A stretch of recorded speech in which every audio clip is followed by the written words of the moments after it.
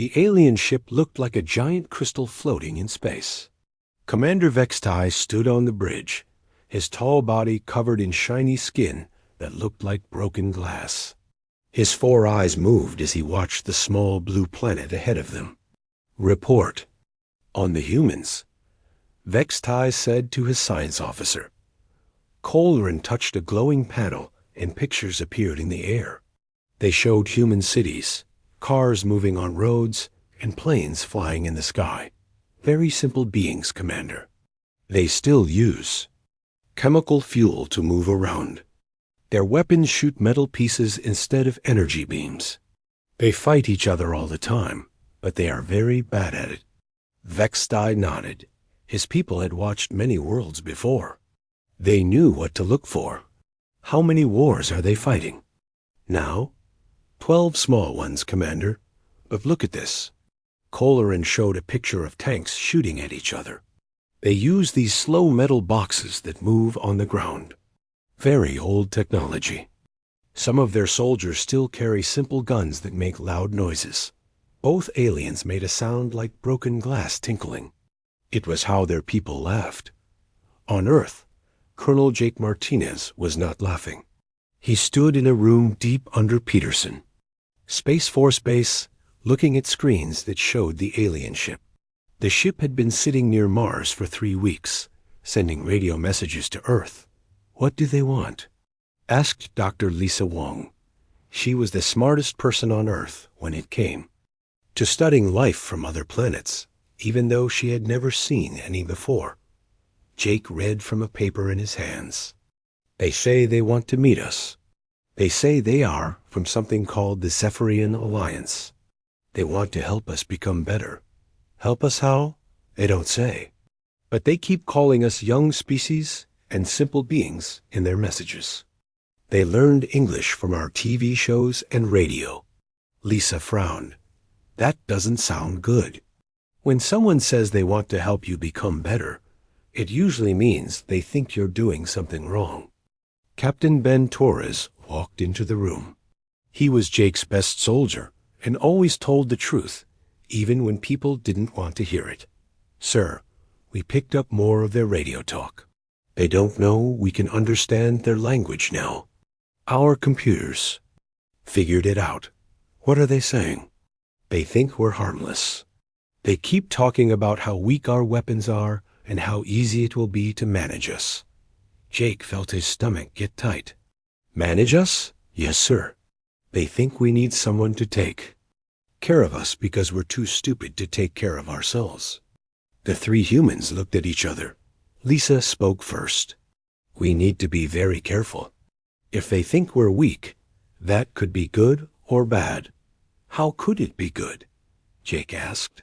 "If they don't see us as a threat, they might not be ready if we need to defend ourselves." Jake nodded slowly. "Set up the meeting. Tell them we agree to talk. But Ben, I want you to make sure our best people are watching from far away." "Yes, sir. How far away?" "Far enough that they can't see them. Close enough that they can help if things go wrong."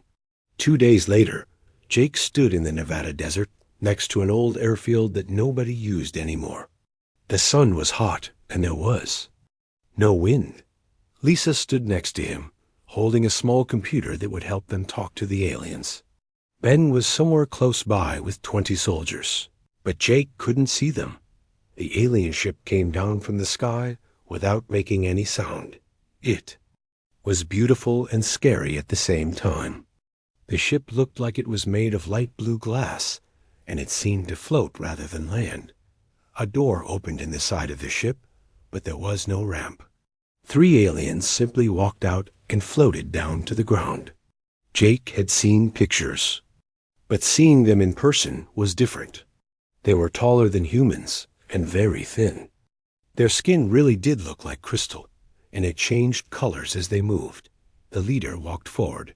When he spoke, a small box on his chest made the sounds into English words. "Greetings, humans. I am Commander Vextai of the Zephyrian Alliance. Our study of your species shows that you are harmless creatures, though you have some interesting ways of living. Jake felt his face get hot, but he kept his voice calm. Welcome to Earth, Commander. I am Colonel Jake Martinez. This is Dr. Lisa. Wong. Vextai's 4 eyes looked at them like they were strange animals in a zoo. You may call me friend. We have come to help your species grow beyond your current limits. We have done this for many worlds. It is always successful. What kind of help? Lisa asked. You fight too much among yourselves. You waste your planet's resources. You build things in ways that make no sense. We will teach you better ways. We will show you how to live in peace, like the other species we have helped. Jake wanted to ask what happened to those other species, but he held back. That's very kind. What do you want in return? Vextai made the tinkling sound that was there. Laugh. Want? You misunderstand. We do not trade with species like yours. We simply guide you toward a better future. Your current technology and social systems are too primitive for true partnership. The words hit Jake like a punch. He saw Lisa's hands make fists at her sides. We appreciate the offer, Jake said slowly. But humans like to make their own choices. About how we live. Of course you do. All young species think they know what is best for them. But you will learn. We are very patient teachers. Colorin stepped forward and pointed at Jake's uniform. Is that some kind of fighting costume? We studied your military forces. Very entertaining, but not very effective. Ben's voice came through. The tiny radio in Jake's ear. Sir, 3 more ships just appeared behind the moon. Big ones. Jake's blood went cold, but he kept smiling. Commander, we're honored by your visit. Perhaps we could arrange more formal meetings with our world leaders. Yes, that would be efficient. We will need to speak with whoever makes decisions for your species. There is much work to be done. Vextai looked around at the empty desert. This planet has potential, but it needs proper management. After the aliens left, Jake, Lisa, and Ben stood in the desert dust, watching the crystal ship disappear into the blue sky. Well, that was terrifying, Lisa said. They think we're pets, Ben added. Jake nodded. Harmless pets that need training. He looked up at the sky where the alien ship had gone. We need to show them exactly how wrong they are. 3 months had passed since the aliens first landed. Commander Vextai now lived on a huge ship that floated above Earth like a second moon. Every day he sent messages to world leaders, telling them how to make their countries better, Dr. Lisa. Wong worked in a special building that the aliens had built in 1 week. It looked like it was made of the same crystal material as their ships. Inside, she spent her days talking to Colorin, the alien science officer. Your species builds things in very strange ways, Colorin said, looking at pictures of human cities. On his floating screen. Why do you make buildings so tall when you could build them wide? Why do you use so much metal when there are better materials? Lisa tried to explain. We build up because we don't have much land in cities. We use metal because it's strong and we know how to work with it. Colorin made the tinkling laugh sound. This is what I mean. Your thinking is so limited. Watch. He touched his screen and showed Lisa a Zephyrian city. The buildings seemed to grow out of the ground like plants, all curves and flowing lines. We grow our cities using living crystal. Much more efficient. It's beautiful, Lisa said, and she meant it. But humans like to build things with their hands. It's part of who we are. Yes, we have noticed this. Your species seems to enjoy doing things the hard way. Very curious. Lisa felt frustrated, but tried not to show it. Every day, Colorin showed her amazing alien technology, but he always explained. It like he was talking to a child. When she showed him human inventions, he smiled the way adults smile at pictures drawn by kids. Yesterday, she had shown him video of the International Space Station. Look how your people work together to build something in space, she had said, feeling proud. Coleraine had watched the video and nodded. Impressive for your level of development. Though I notice it took you many years to build something we could create in days. Still, it shows promise. Now, as they worked together again, Lisa decided to try something different. Coleraine, can you tell me about other species your people have helped? The alien's 4 eyes blinked in a pattern that Lisa had learned meant he was thinking. Of course. We have guided 17 species to better ways of living. The Morlacks were very much like you. They fought constantly and wasted resources. Now they live in harmony on the worlds we provided for them. Worlds you provided? Yes, their original planet was too damaged by their wars, so we moved them to better places. Much cleaner and safer. Lisa felt cold inside. What happened to their old world? We cleaned it up and put it to better use. The Morlacks are much happier now. They no longer worry about making decisions or solving problems. We handle all of that. Meanwhile, Colonel Jake Martinez was having his own difficult conversations. He sat across from Vextai in what the alien called a guidance chamber. 2. Jake, it looked like a courtroom where he was always the one being judged. Colonel Martinez, Vextai said, his voice coming through the translation box. We have been studying your military organizations. Very complicated and wasteful. Why do you need so many different types of weapons? Jake chose his words carefully. Different situations require different tools, Commander. But this is exactly the problem. You create situations that require violence. Under our guidance, there will be no more need for weapons at all. And how will you accomplish that?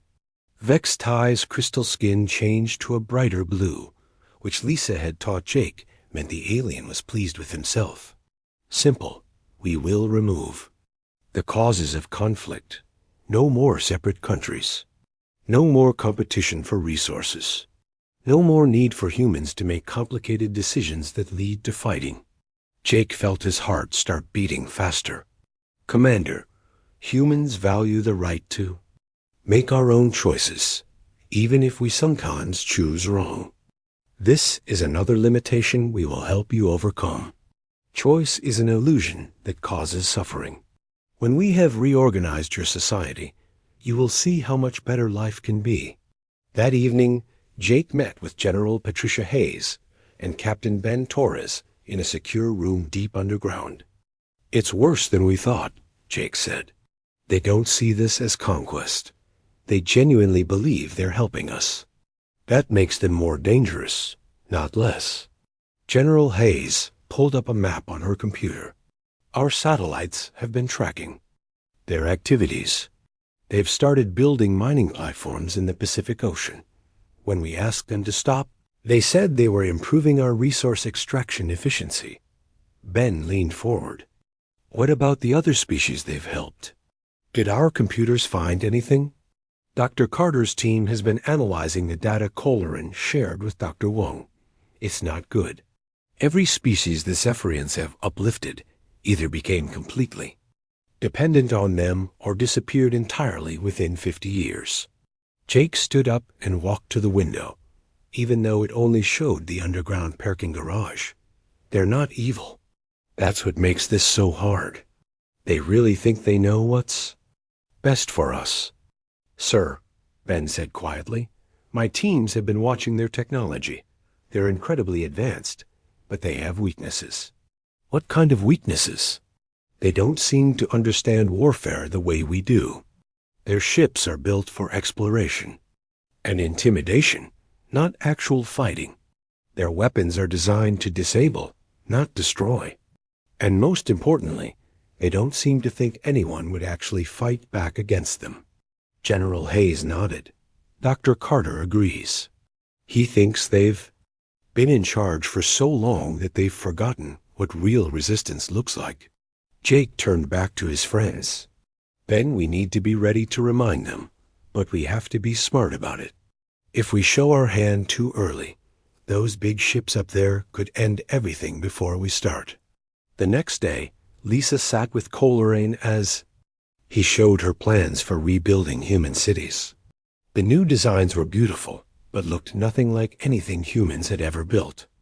"We will start with your largest population centers," Kohlerin explained. "New York, Tokyo, London. We will relocate the humans temporarily while we rebuild everything properly." "Relocate them where?" "We have prepared comfortable facilities in less populated areas. Much more efficient than letting millions of beings live so close together." Lisa's hands were shaking, but she tried to keep her voice steady. "Kohlerin, what if humans don't want to be relocated?" The alien looked at her. With what she had learned was confusion. "Want? Dr. Wong, you must understand that want and need are different things. A child might want to eat only sweet foods, but a parent knows the child needs proper nutrition. We are like parents to younger species, and if the child refuses to eat, then the parent must be firm but kind. The child will understand eventually." That night, Lisa called Jake on a secure line. "They're going to start moving people next month. They think we'll just go along with it because we're too primitive to know what's good for us." Jake was quiet for a long moment. "Lisa, I need you to keep working with them. Learn everything you can about their technology, their ships, their weaknesses. Can you do that?" "Yes, but Jake, they're not monsters. They really believe they're saving us." "I know. That's what makes them so dangerous. A monster you can fight. Someone who thinks they're saving you while they destroy everything you care about, that's much harder." Lisa hung up the phone and looked out her window at the alien ship hanging in the sky like a crystal star. Tomorrow she would smile and nod, and learn everything she could about the people who wanted to save humanity from itself. She just hoped. Jake and Ben were learning how to stop them. 6 months after first contact, the giant crystal mining platforms appeared in Earth's oceans, like floating cities. Each one was bigger than Manhattan and reached deep into the seabed, pulling up metals and minerals that humans didn't even know existed. Commander Vextai stood in his command center, watching data streams that showed how much material his machines were collecting. The numbers made him happy. Earth was even richer than his surveys had predicted. "Commander," Kohlerin said, "the humans are sending more protest messages about our resource collection operations." Vextai's skin shifted to a patient blue color. "They are concerned about fish and ocean plants. Very typical for young species. They do not understand that we are improving their planet's efficiency. Should we respond to their complaints?" "No need. Once we begin the city reconstruction project next week, they will be too busy adapting to their new lives to worry about such small matters." On Earth, President Carol Baker sat in the White House Situation Room, surrounded by advisors and military leaders. Her face was pale as she read the latest intelligence reports. "They're really going to do it," she said. "They're going to start relocating people from Miami next Monday." Colonel Jake Martinez nodded grimly. "Our agents inside the alien facilities confirm it. They've built what they call temporary housing in the Nevada desert. It looks more like a prison camp to me." "How many people are they planning to move?" 2 million to start. Then they'll expand to other coastal cities. They say the ocean mining operations require the coastlines to be cleared of inefficient human settlements. General Hayes spoke up. "Madam President, we can't let this happen. If we allow them to relocate Miami, they'll know they can do whatever they want to us." Dr. Lisa Wong had been quiet during the meeting, but now she leaned forward. "I've been working with them for 6 months. They genuinely believe they're helping us. In their minds, we're like children who don't know what's good for us." "That makes it worse, not better," Jake said. "You can negotiate with an enemy who wants something from you. But how do you negotiate with someone who thinks they already know what you need?" President Baker looked around the room. "Options?" General Hayes opened a folder. "Operation Thunderstorm is ready. We've been preparing for this possibility since day one. But ma'am, once we start shooting, there's no going back. What are our chances? Dr. Carter's team has analyzed their technology for months. They're incredibly advanced, but they have blind spots. Their shields are designed to stop energy weapons and conventional missiles. They're not prepared for what we've been building. Jake stood up and walked to the large screen showing a map of Earth. Red dots marked the positions of alien ships and installations. The problem isn't whether we can hurt them. The problem is what happens after. If we fight and lose, they might decide we're too dangerous to keep around. And if we don't fight, then in 50 years, there won't be any humans left anyway.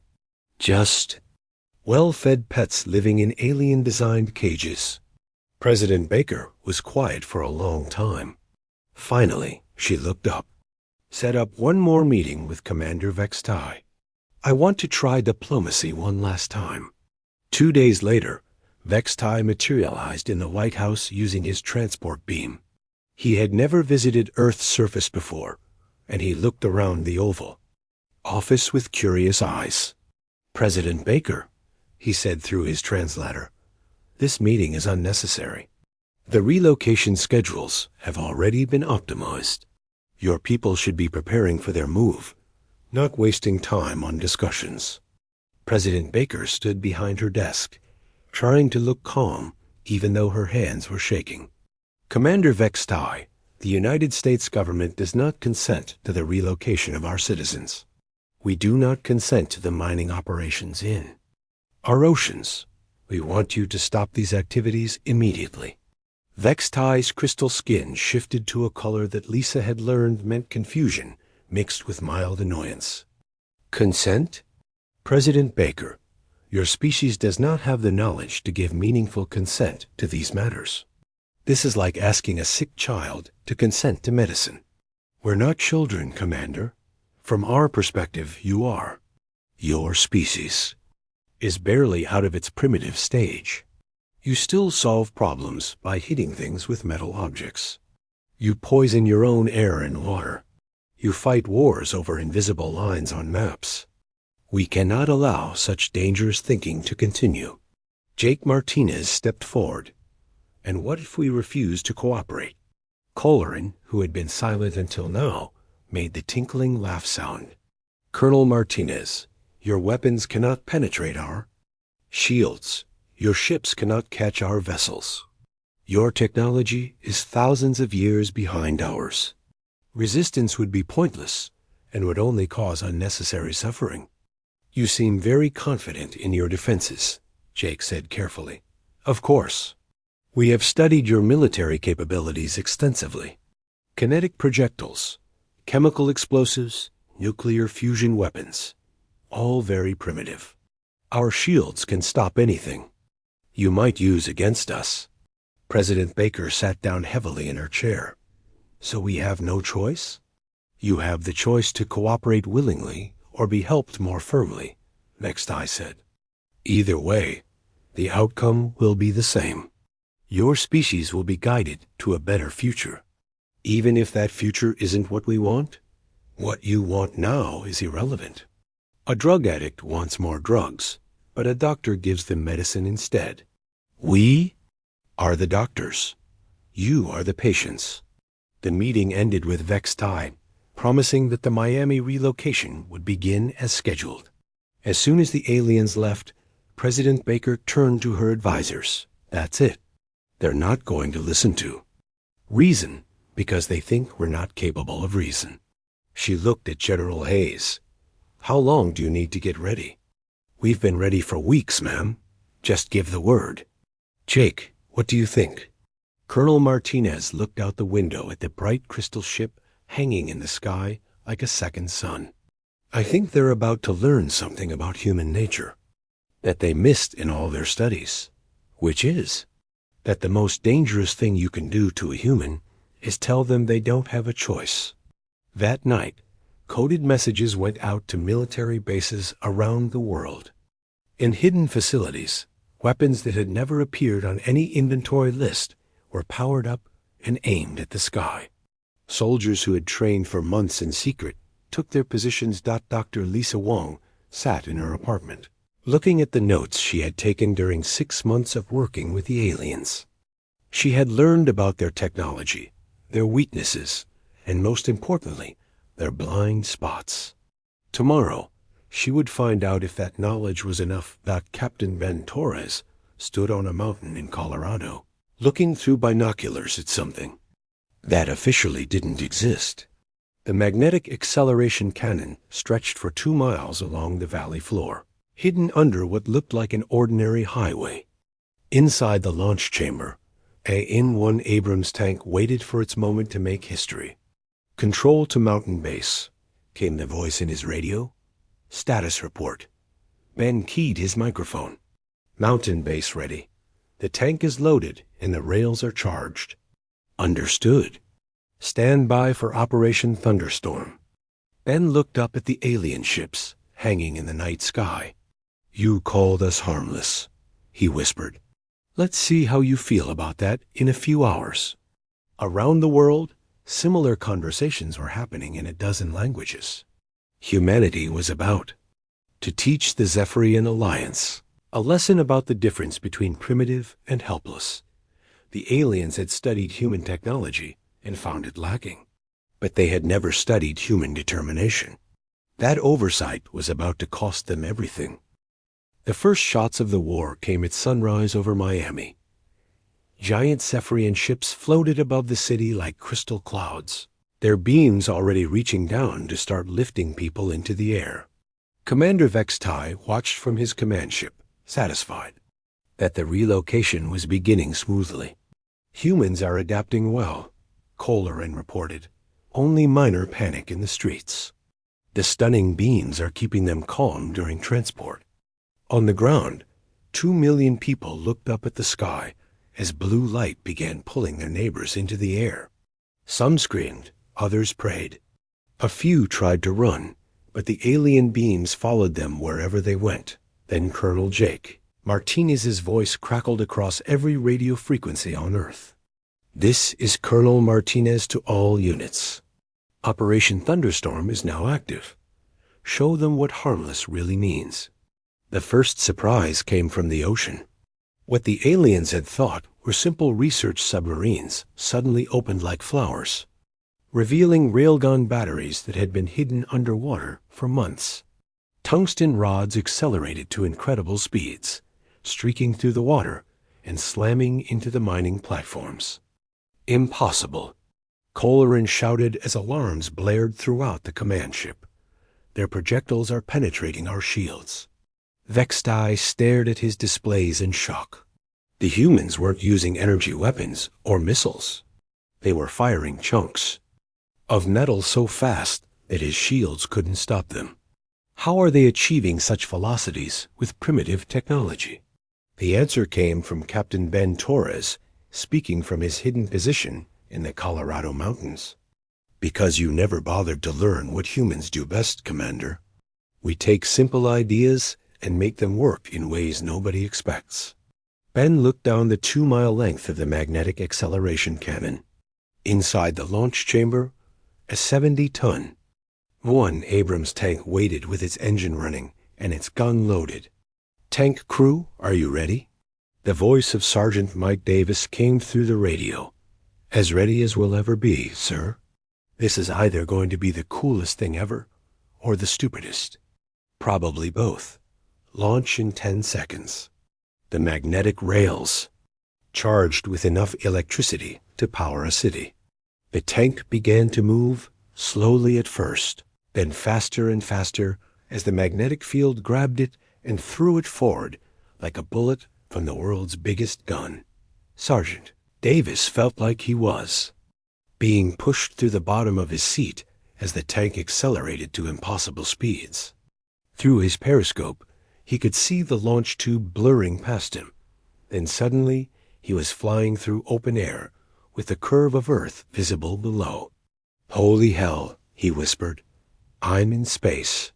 The tank flew through the vacuum like a 70-ton missile, its armor glowing red from the heat of its passage through the atmosphere. It struck the Zephyrian construction ship's shields with the force of a meteor dot. The shield held for exactly 1 second. Then the tank punched through like it was, breaking through glass, slamming into the crystal hull, and tearing a hole the size of a football field.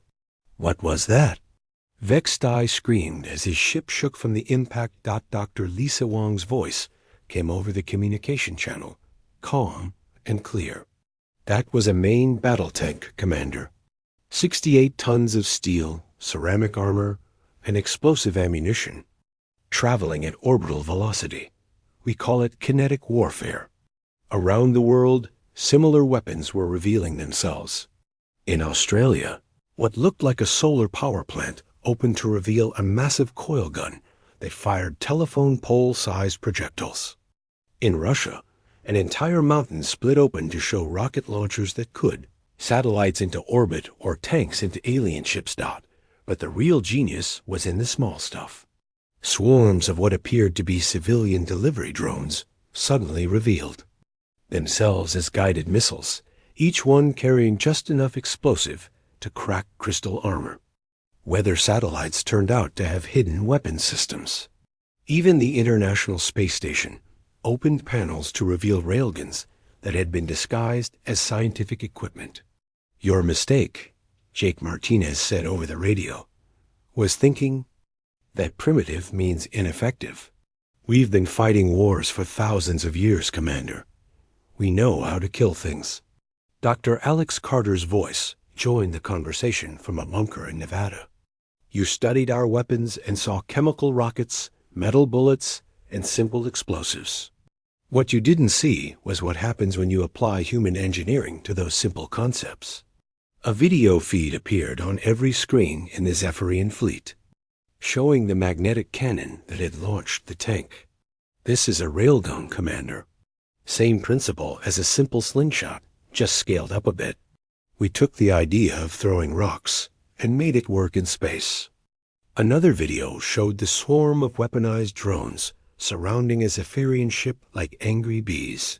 These are guided missiles. Same principle as throwing a spear, except our spears can think and change direction. Vextai watched in horror as his fleet took damage from weapons that shouldn't have been able to hurt them. But our shields are designed to stop energy beams and conventional explosives. Captain Van Torres interrupted. Nobody told you what happens when you fire a tank out of a railgun or drop tungsten rods from orbit. Your shields work great against lasers. They don't work so well against 200 tons of metal moving at 10 kilometers per second. The tide of battle was turning. Zephyrian ships, built for exploration and intimidation, found themselves under attack by opponents who treated every piece of infrastructure as a potential weapon. Highway overpasses opened to reveal missile launchers. Sports stadiums deployed shield generators that had been hidden under the bleachers. Shopping malls turned out to have underground factories that had been building weapons for months. This is impossible, Kohlerin said, his voice shaking. Your species was supposed to be harmless. Our analysis showed no advanced weapons, no space-based defenses, no significant military technology. Lisa Wong laughed, and there was no humor in it. That's because you didn't understand what you were looking at. You saw a football stadium and thought it was just entertainment. You didn't notice that it's also a perfect launch platform for surface-to-orbit missiles. You saw our highways and thought they were just for transportation. You didn't realize they could hide railgun systems. You saw our universities and thought they were just schools, Dr. Carter added. You didn't know that engineering students had been working on weapons projects as their final exams. You saw our factories and thought they made cars and computers. You didn't know they'd been secretly building weapons for 6 months. The most devastating surprise came when ordinary civilian spacecraft began attacking the alien fleet. Cargo ships that had been carrying supplies to the space station suddenly revealed hidden weapon systems. Communication satellites turned out to be disguised weapons platforms. Even the Lunar Research Base opened fire with weapons that had been hidden inside what looked like scientific equipment. Every human on Earth has been preparing for this day, Jake said as another Zephyrian ship took critical damage from a converted cargo vessel. We told you we didn't consent to your plans. You thought that meant we were just being stubborn. What it really meant was that we were buying time to get ready for war. Vextai's ship shuddered as another kinetic projectile tore through its hull. Around him, his crew worked frantically to keep their systems running, but the damage was too severe. Retreat to minimum safe distance, he ordered. We need to regroup and reassess. As the Zephyrian fleet pulled back beyond the moon, Jake Martinez stood in his command center, watching the tactical displays.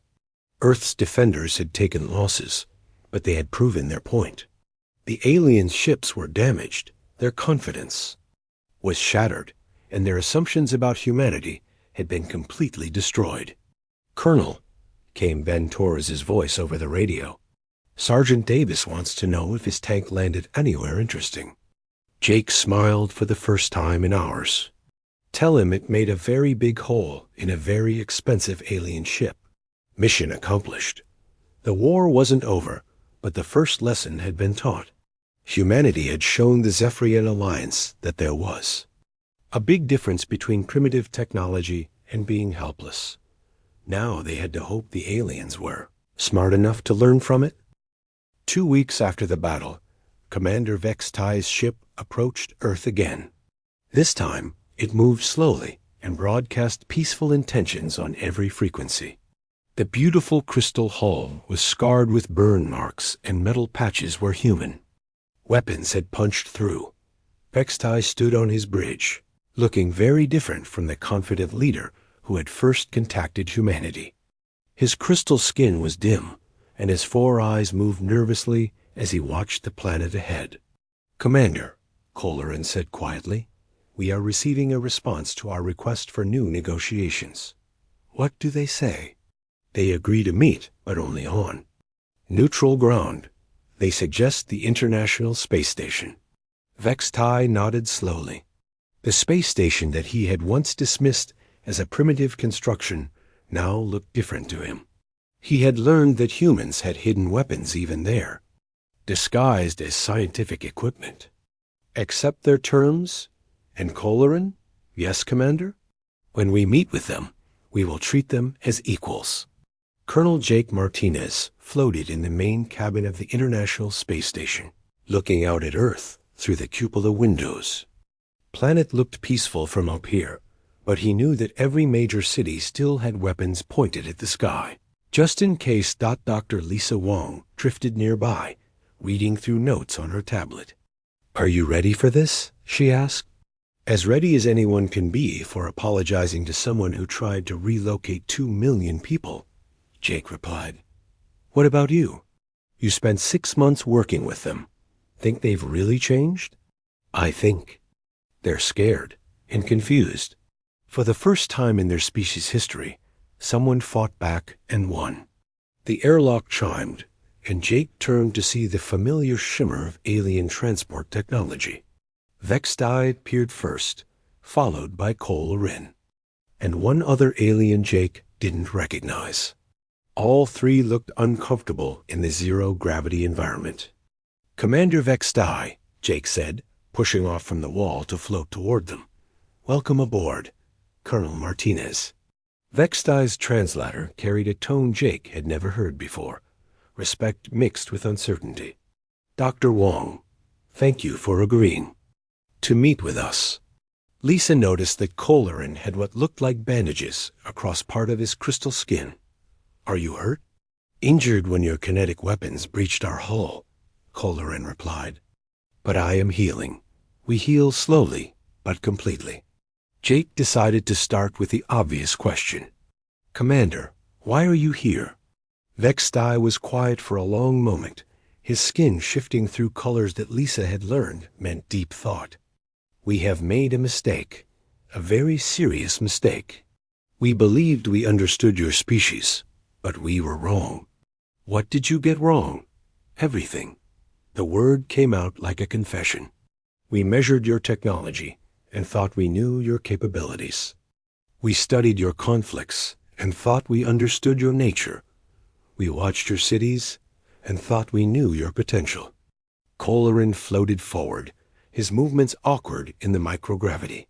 We never considered that a species could be both primitive and ingenious at the same time. Your weapons are technologically simple, but your application of them was ... extraordinary.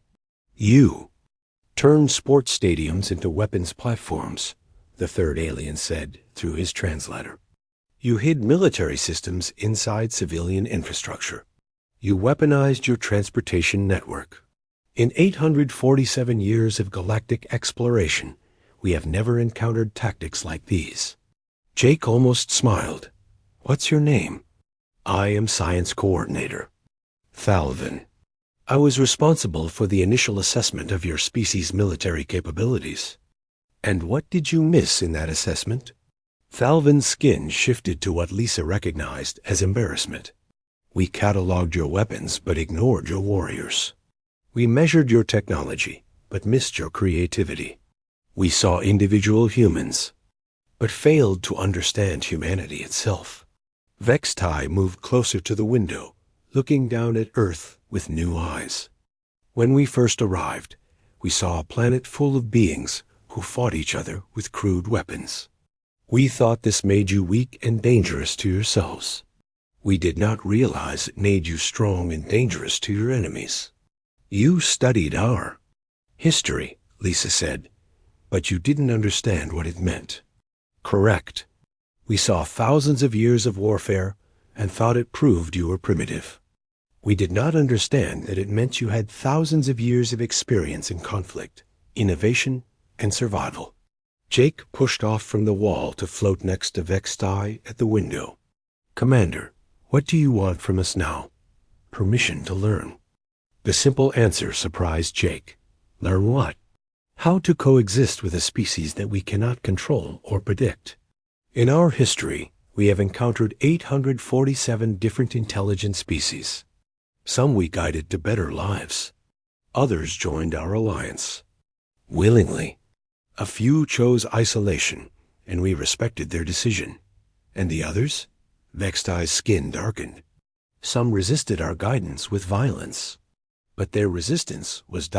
simple, predictable. We could overcome it with superior technology. And patience. You are the first species to resist us with tactics we could not understand or counter. Colorin added, your resistance was not just violent, it was creative. You did not simply fight us. You outthought us. You used our assumptions against. Jake looked at the three aliens floating in the space station that had once been disguised as purely scientific. So what happens now? We would like to propose a new relationship, Vextai said. Not guidance or protection, but partnership. We have technology and knowledge to share. You have perspectives and methods that we need to learn. What kind of partnership? Thalvin pulled out a device that projected a holographic star map. There are regions of space where even the Zephyrian Alliance fears to go. Dangerous territories filled with hostile species, unstable phenomena, and unsolved mysteries. We believe your unique approach to problem solving could help us explore these areas safely. Lisa studied the map. You want humans to help you fight. We want humans to help us think, Vextai corrected. Your species approaches every challenge as if it were a puzzle to be solved, rather than a barrier to be overcome. This is a perspective we lack. Jake was quiet for a long time, thinking. Finally, he looked at Vextai. Commander, I have a question that might sound strange. Ask it. Do you still think humans are harmless? Vextai's skin shifted through several colors before settling on a shade that Lisa had never seen before. Colonel Martinez, I have learned that harmless and peaceful are not the same thing. You are not harmless. No species that can launch tanks into space could be called harmless. But you are not randomly violent either. You fight when you believe you must, and you stop fighting when you achieve your goals. And that's acceptable. To you, it is reassuring. A truly harmless species cannot survive in a dangerous universe. A truly violent species destroys itself eventually. You have found a balance that allows for both survival and growth. 6 months later, Jake stood on the observation deck of humanity's first joint starship, watching the construction of the orbital shipyard in the distance. The ship was called the Endeavour, and it carried both human and Zephyrian crew members. On their first mission together, Dr. Lisa Wong floated up beside him, carrying a tablet full of data. The propulsion tests went perfectly. Turns out human engineering instincts work really well with Zephyrian technology. Any problems with the crew integration? Just the usual stuff? The aliens still think we're crazy for wanting to build everything by hand instead of growing it. We think they're crazy for never considering that sometimes the simple solution is the best solution. Jake laughed. Sounds about right. Through the window, they could see Vextai working alongside Captain Ben Torres at one of the construction sites. The alien commander had insisted on learning human construction techniques, while Ben was studying Zephyrian crystal growing methods. Jake, Lisa said quietly, do you think this will work? Humans and aliens working together? I think it has to work. They need our creativity, and we need their knowledge. Besides, he grinned, they've learned not to underestimate us. On the bridge of the Endeavour, Coleraine was training with Sergeant Mike Davis, the tank operator who had made history by being the first human to punch a hole in an alien spaceship. They were studying tactical scenarios, with Coleraine providing technical data while Mike suggested unconventional solutions. What if we converted the cargo bay into a kinetic weapons platform? Mike suggested, pointing at the ship's schematics. Coleraines. Skin shifted to amused blue. Sergeant Davis, this is a diplomatic vessel. So was the International Space Station, until we needed it not to be. This is exactly what I mean, Coleraine said, making notes on his tablet. Human thinking. Always. Preparing to turn peaceful tools into weapons if necessary. Is that a problem? On the contrary, it may be exactly what we need where we are going. A year later, Vextai stood before the Galactic Council, delivering his report on humanity's application to join the Alliance. The great chamber was filled with representatives of dozens of species, all curious about the beings who had successfully resisted Zephyrian guidance. Honored Council, Vextai began, I stand before you to recommend full membership for the species known as humans. But I must warn you, they are not like any species we have encountered before. The council leader, a being that looked like living smoke, spoke with a voice like distant thunder. Explain this warning, Commander Vextai. They appear peaceful when you first meet them. They are curious,